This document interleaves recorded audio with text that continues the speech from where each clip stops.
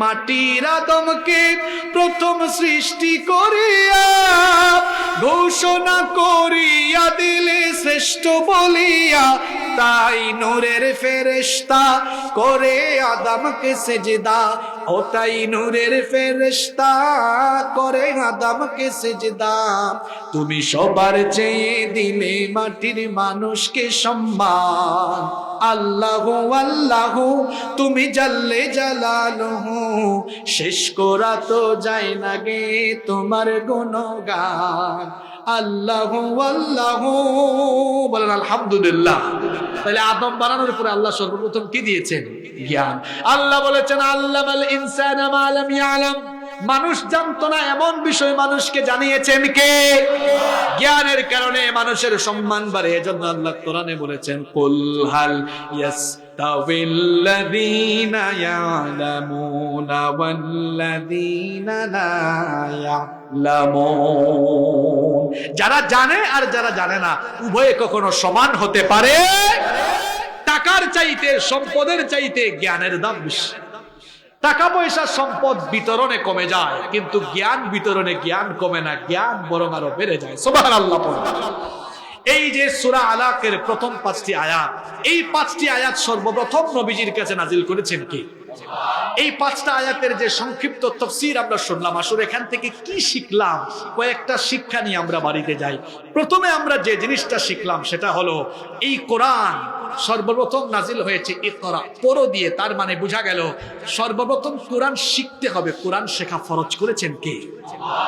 অনেকে আছে বিশুদ্ধ করে এখনো কোরআন পড়তে পারি না, অথচ কোরআনের প্রথম আয়াত পড়ো।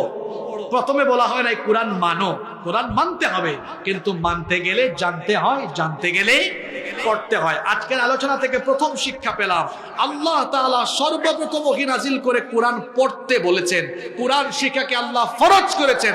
আমরা এই যে স্লোগান দিলাম আল কোরআনের আলো ঘরে ঘরে, কয়েকজন বলেছেন সংসদে আলো, সুন্দর কথা, ভালো কথা, এই স্লোগানের সাথে আমি দ্বিমত নই, কিন্তু স্লোগান হতে হবে সিস্টেমিক ওয়েতে।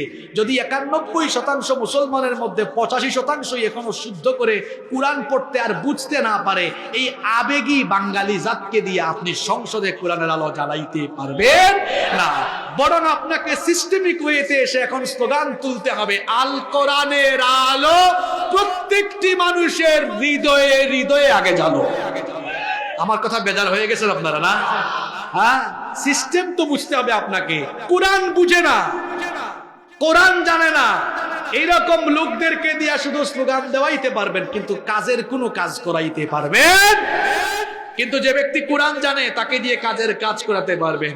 কোরআন জানে বুঝে এইরকম সংখ্যা মানুষ যদি কম হয়, যারা কোরআন জেনেছে বুঝেছে, তারা কোরআনের জন্য দিনের জন্য জীবন দিতেও প্রস্তুত হয়ে যায়। তো কোরআন যে জানে না বুঝে না, তার অন্তরে এখনো নিফাকি আছে, তাকে আপনি সব জায়গায় পাবেন না। এজন্য কোরআন আগে জানতে হবে। স্লোগান হবে, যারা ফেসবুক ব্যবহার করেন আজকে একটা পোস্ট দিবেন, আজকের ওয়াজ থেকে আমরা প্রথম শিক্ষা পেয়েছি আল কোরআনের আলো। এতদিন ধরে স্লোগান দিতাম ঘরে ঘরে সংসদে জ্বালো, এখন থেকে নতুন স্লোগান আল কোরআনের আলো হৃদয়ে হৃদয়ে। আচ্ছা, যদি প্রতিটি মানুষের হৃদয়ে কোরআনের আলো জ্বলে যায়, তো আলোকিত হৃদয়ের এই মানুষগুলোকে দিয়ে আর স্লোগান লাগবে না। একদিন দেখবেন এই জমিনের প্রতি ইঞ্চিতে ইঞ্চিতে কোরআনের রাজ কায়েম হয়ে যাবে। এই গণবিপ্লব, এই গণজোয়ার, এই গণবিস্ফোরণকে রুখে দেওয়ার সাধ্য তখন কারোরই হবে না। সিস্টেমিক ওয়েতে আগাতে হবে। তাহলে প্রথম শিক্ষা আল কোরআনের আলো অন্তরে অন্তরে হৃদয়ে হৃদয়ে। প্রত্যেক দিন আমরা কোরআন পড়বো, রাজি আছেন তো? এই কোরআন পড়ার আদেশ দিয়েছেন কে? 2 নম্বর শিক্ষা হলো কোরআন শুধু নিজেরা পড়বো না, নিজেদের বাচ্চাদেরকে, সন্তানদেরকে, আমার মায়েরা বোনেরা মাহফিলে এসেছেন, মা বোনদেরকে নসিহত করে যাচ্ছি, বেশি বেশি তিলাওয়াত করবেন, সন্তানদেরকে কোরআনের তেলাওয়াত করাবেন, ঘরের মধ্যে তেলাওয়াত বাড়িয়ে দিবেন। যে ঘরে যত বেশি তেলাওয়াত হবে ওই ঘরে তত বেশি শান্তি, রহমত, বরকত নাজিল হবে। কার তরফ থেকে? বাচ্চাগুলোকে সবার আগে আমরা কোরআন শেখাবো। 3 নম্বর শিক্ষা হলো আমরা বাবা হিসাবে, মা হিসাবে সন্তানদেরকে যখন আমরা কোনো প্রতিষ্ঠানে ভর্তি করব, এমন প্রতিষ্ঠান চুজ করব যে প্রতিষ্ঠানে পড়লে কারিকুলামে আধুনিক শিক্ষা আছে, বিজ্ঞানও আছে, পাশাপাশি দ্বীনি শিক্ষা পায়, ইসলামী শিক্ষা পায় এমন প্রতিষ্ঠান দেখে দেখে বাচ্চাদেরকে ভর্তি করব, যাতে করে আমাদের সন্তানগুলো সুসন্তান এবং চক্ষু শীতলকায়ী হয়ে গড়ে উঠে, বেড়ে উঠে। এই জন্য সিদ্ধান্ত নিতে হবে বাবাকে, মাকে। আমরা সবাই পারবো তো? এরপরে আমরা আরেকটি শিক্ষা পেলাম, আল্লাহ তাআলা আমাদেরকে কলম ব্যবহারের কলা কৌশল শিখিয়েছেন। এই কলমের কখনো অপব্যবহার করব না। যারা ব্যবসা করি, ব্যবসা করার সময় আমরা এই কলম দিয়ে হিসাব নিকাশে, আমার বাড়ি তো সিলেটে, জানেন আপনারা, আমাদের সিলেটে আঞ্চলিক ভাষায় এটাকে বলে বেড়াছেরা। মানে এরকম কোন বিশৃঙ্খলা, বেড়াছেরা বা এরকম কোন 2 নম্বরই কাজ করা যাবে অফিসে, আদালতে এই কলম দিয়ে 2 নম্বরই কিছু করা যাবে।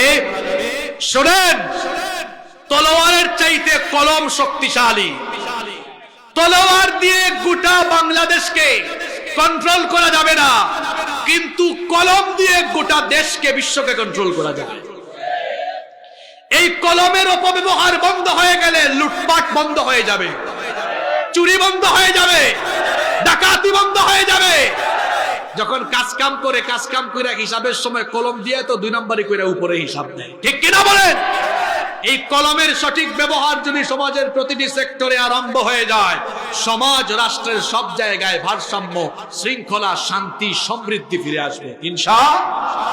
এরপরে শিক্ষা হলো, জ্ঞান মানুষকে যেহেতু উন্নত বানায়, সমৃদ্ধ বানায়, সুতরাং আমরা সবাই জ্ঞান অর্জনের পেছনে থাকবো, আমরা সবাই শিক্ষা গ্রহণের পথে থাকবো। এবং সন্তানদেরকে শুধু শিক্ষায় শিক্ষিত করলে হবে না, অশিক্ষা কুশিক্ষা না, সুশিক্ষা লাগবে।